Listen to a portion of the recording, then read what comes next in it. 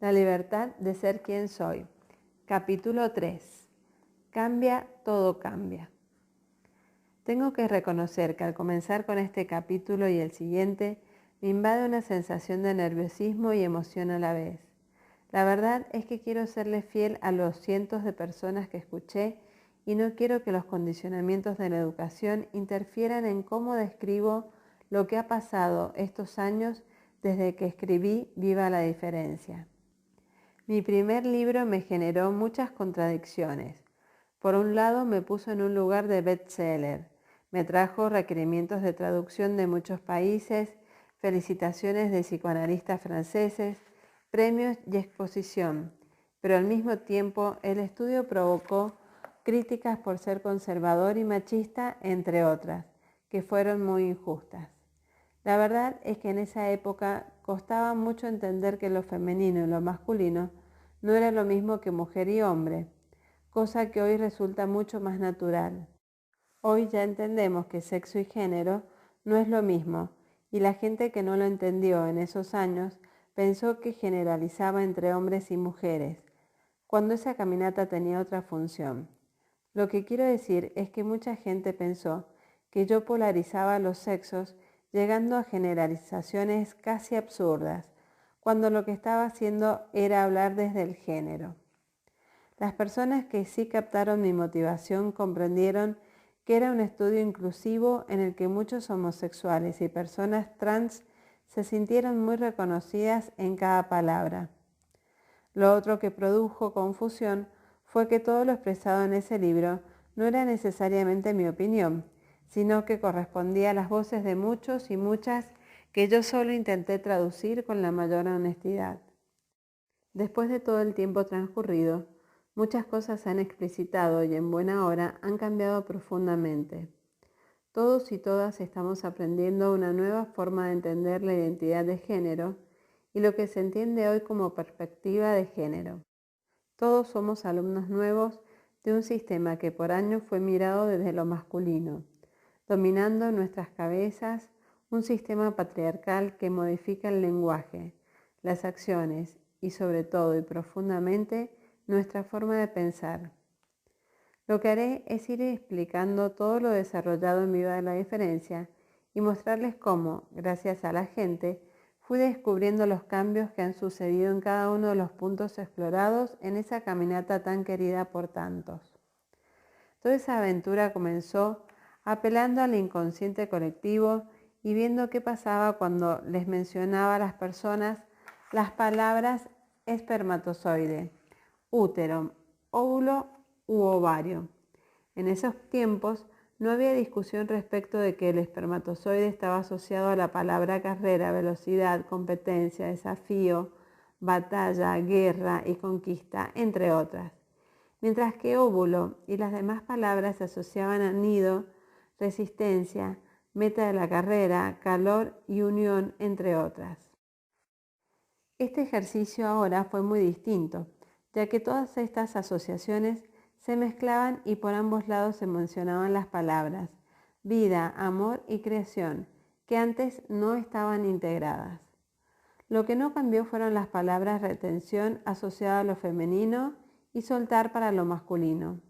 Lo femenino sigue siendo definido como bueno para retener en 4 niveles.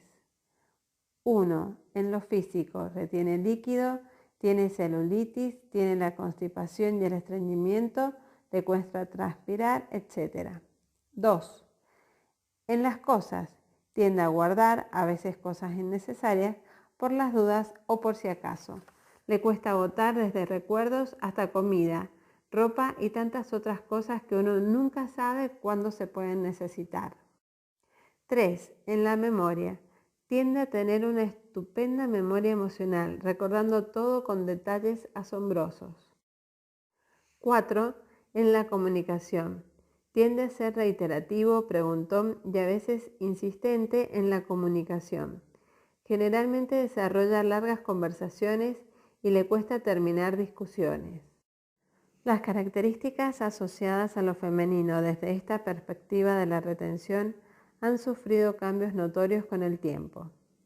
quedando relegadas en su gran mayoría a las mujeres mayores de 60 años. Debajo de esta edad, estas características comienzan a dispersarse y en las generaciones más jóvenes, sub 35, casi a desaparecer. Lo masculino, donde lo intrínseco sería soltar, se caracteriza básicamente por los siguientes puntos. 1. Vive, procesa y olvida. A veces no alcanza a procesar porque se olvida antes. Desde este punto de vista, para lo masculino, es importante avanzar y ojalá lo más rápido posible y sin mirar atrás. 2. No entiende a quedarse pegado en las etapas. Casi no siente culpas y da vuelta a las páginas de la vida rápido en términos de nuevas etapas, discusiones o relaciones. Estos elementos masculinos también se movilizaron de acuerdo con la edad, siendo más frecuente encontrarlos en los hombres mayores y no en los sub 35. De hecho, en gente joven estas diferencias se dispersan, de modo que es posible encontrar hombres muy retentivos y mujeres muy soltadoras. Estas dos características matrices de lo femenino y lo masculino se hacen presentes también como una misión o una tarea que se sigue manteniendo. Lo femenino tiene que aprender a soltar en la vida, lo que significa que tiene que dejar de hacer lo que le hace mal y enfocarse en lo que le hace bien. Para esto es fundamental que pida ayuda, que delegue y que acepte la imperfección que ve en los otros para hacer las cosas. Tiene también que aprender a decir no, no puedo o no quiero. Este aprendizaje de soltar va también desde lo físico, en mejorar su capacidad para ir al baño, transpirar, parir y tener orgasmos, entre otras cosas. Lo masculino, en cambio, tiene que aprender a retener, a cuidar lo que tiene, y para eso tiene que comunicar lo que siente más allá de la conquista y a entender el valor de los detalles. También este aprendizaje va desde lo físico, donde lo masculino debe retener la erección para dejar de ser eyaculador precoz y evolucionar hacia una sexualidad que trascienda lo genital y entre más en lo afectivo. Lo que graciosamente parece no cambiar son los tiempos que los masculinos y lo femenino le dedican al baño. Lo masculino sigue entrando en una dimensión desconocida que nadie se atrevería a interrumpir. Ir al baño sigue siendo un placer y un espacio de intimidad, un templo y un momento para reflexionar, en el que se cambiaron las revistas y los diarios por los celulares y los computadores. Las mujeres, por otro lado, sobre todo las mayores y las jóvenes con hijos pequeños, siguen haciendo pis con la puerta abierta, porque pueden ser necesarias en ese momento. Para ellas sigue siendo un desafío el tránsito lento, lo que ha ido mejorando en la juventud, ya que los entretenimientos castradores que nos dieron las adultas desde pequeñas, de no poder ir a cualquier baño y de hacer pipí de pie haciendo malabarismos en las paredes, han ido desapareciendo. En el primer estudio, ser reconocido y admirado se asoció a lo masculino, mientras que la necesidad de sentirse necesitado a lo femenino. Hoy, estos dos principios se han mezclado al punto de que ambos géneros necesitan lo mismo y en la misma proporción. Desde esta perspectiva, el desafío para los hombres, sobre todo los mayores, pasa por trabajar lo negativo del ego y todas las expresiones de poder que se expresan con esta característica. Para las mujeres, el desafío será trabajar su propia identidad y libertad para dejar tener al resto como eje de su vida. Otros cambios que se aprecian en relación con el primer estudio tienen que ver con los procesos y objetivos. Si bien tanto antes como ahora lo masculino tiende a disfrutar más con las metas y lo femenino con el trayecto, pasado el tiempo ocurrió algo interesante con la salida de la mujer al espacio de lo público, y es que, de forma natural, las mujeres fuimos aprendiendo a centrarnos también en metas, además de en los procesos. Lo mismo pasó con lo masculino, que se ha ido conectando más con lo emocional y ha empezado a valorar los detalles. En las generaciones mayores, por ejemplo, seguimos viendo que lo femenino ama pasear sin destino fijo dentro o fuera de un mall y lo masculino necesita llegar pronto a donde va, ojalá sin detenerse. En esta línea se aprecian también formas distintas de vivir la sexualidad. Dependerá de las ganas, la emoción, los afectos y el tiempo si ésta se vive como un proceso emocional, físico o ambos. Lo que sí está claro es que hoy tanto los hombres como las mujeres tienen que entender que tanto objetivos como procesos se definen con el otro y no deben imponerse. Ya no tiene sentido que el hombre toque a su pareja genitalmente esperando una respuesta automática si él no está dispuesto a que la mujer haga lo mismo con él y pida explícitamente lo que necesita y quiere para generar el encuentro que tanto ella como él quieren tener. Hoy la palabra es consenso y la retomaremos más adelante. La idea de que lo masculino era monofocal y lo femenino multifocal también ha evolucionado maravillosamente. Los estudios cerebrales siguen mostrando diferencias en la capacidad de atención, lo que tiene ventajas y desventajas.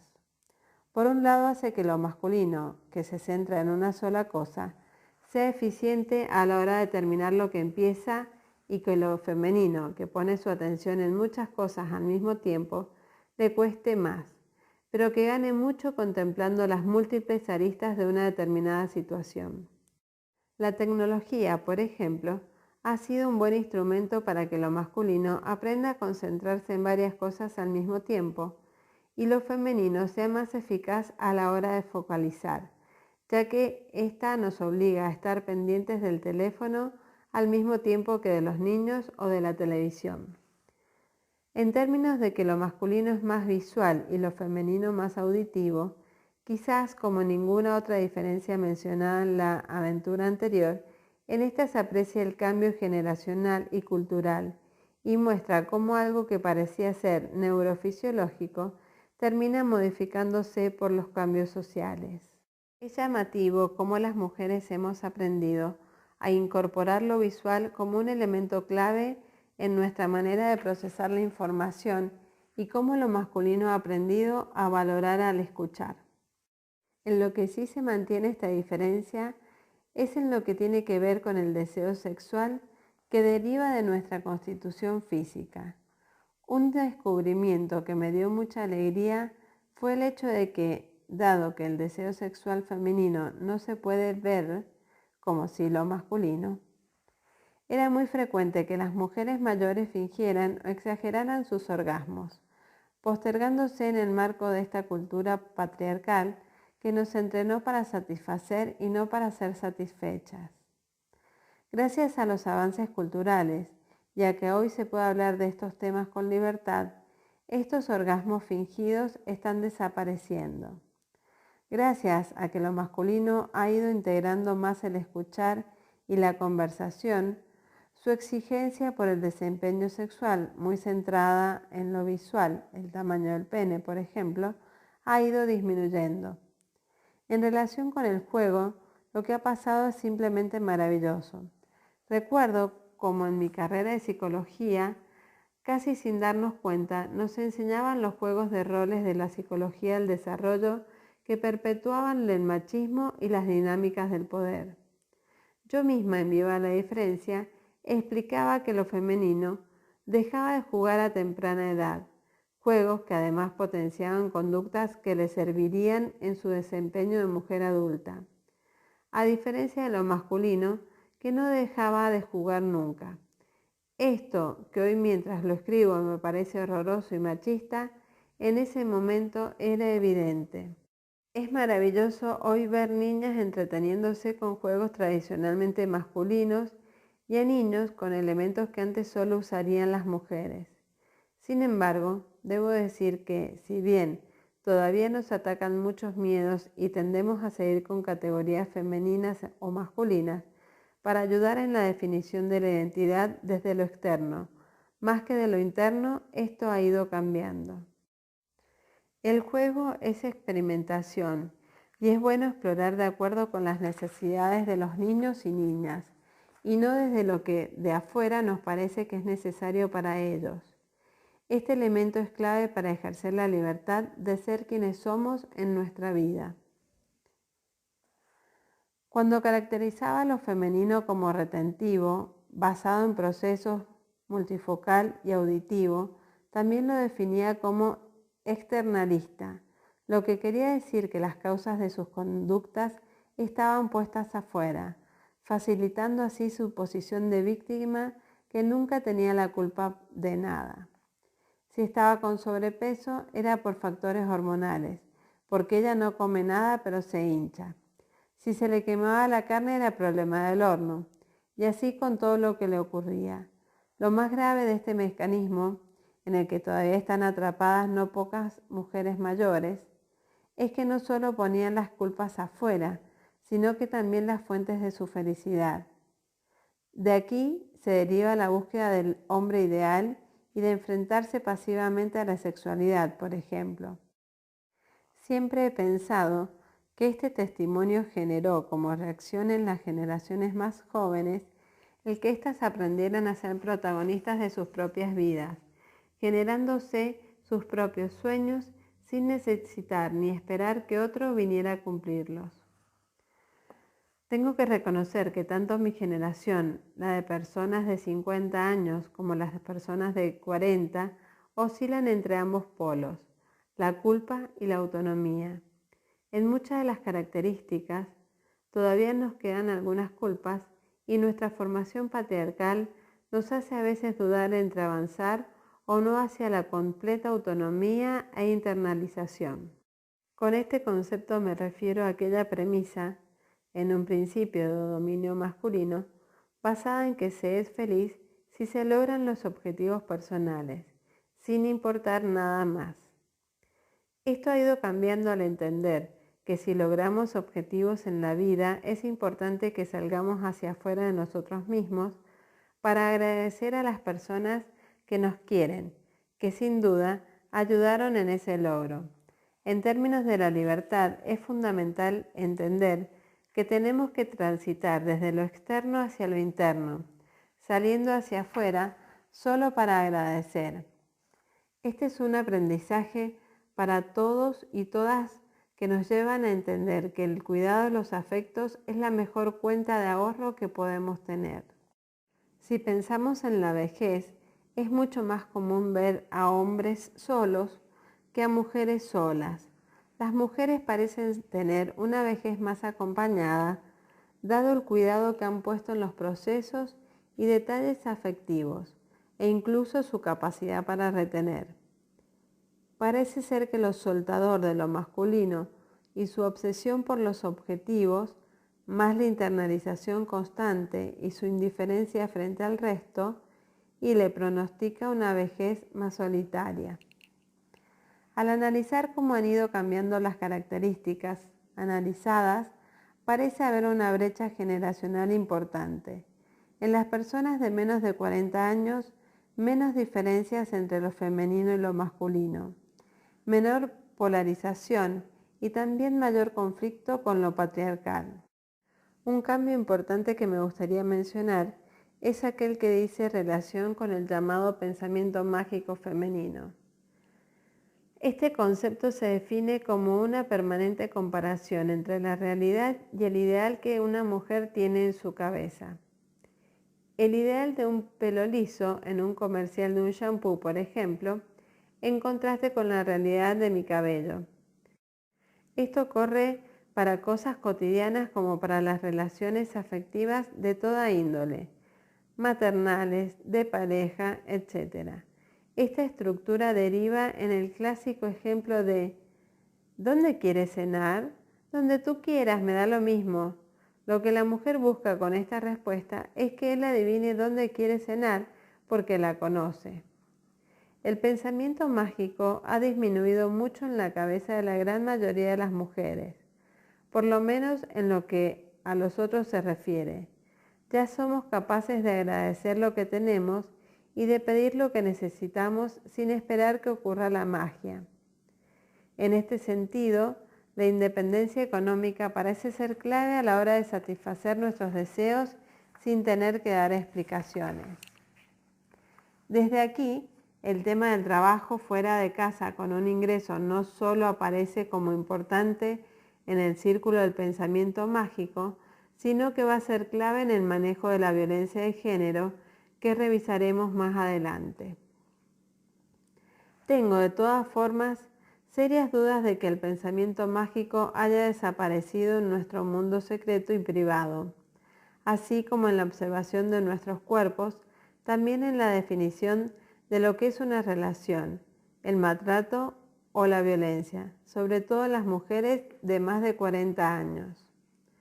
Donde ha ocurrido algo bonito y fuerte es que en la primer caminata este pensamiento mágico solo se encontraba en algunos hombres muy femeninos, mientras que hoy se ha extendido en muchos hombres tanto en lo relativo a la pareja como a la paternidad. Esto debe ocurrir porque el rol de padre ha dado un vuelco pasando del de proveedor al de un padre presente, cariñoso e involucrado desde lo cotidiano hasta lo emocional. Esto ha generado seguramente expectativas nuevas que requieren ser satisfechas y por lo tanto un conflicto entre la realidad y una idealización de dicho rol. ¿Ven cómo ha cambiado todo? ¿Cómo nos hemos integrado para poder entender que dentro de cada uno de nosotros y nosotras conviven lo femenino y lo masculino? Y que nuestro gran desafío interno en el camino de obtener libertad para ser quienes somos es la integración. Es por esto que todo el mundo LGBTI queda incluido en esta aventura, ya que el trabajo entre lo femenino y lo masculino es el mismo. En este sentido también han ocurrido cambios desde Viva la Diferencia. Siempre se ha planteado, y yo lo creo, que la homosexualidad es una condición y no una opción. No es algo que se elige y hoy pienso que en el caso de que se eligiera en plena madurez del alma, daría igual. Donde yo sí experimenté un cambio fue en relación con la bisexualidad. En un comienzo pensé que era un juego y que por eso muchos homosexuales, tantos hombres como mujeres, criticaban esta conducta por no encontrarla definida. Sin embargo, con el paso de los años y con los estudios que he revisado, todo parece indicar que también es una condición biológica. Tal vez en unos años más descubramos que la gente a la que no le atrae ningún sexo también esté condicionada por algo de esta índole.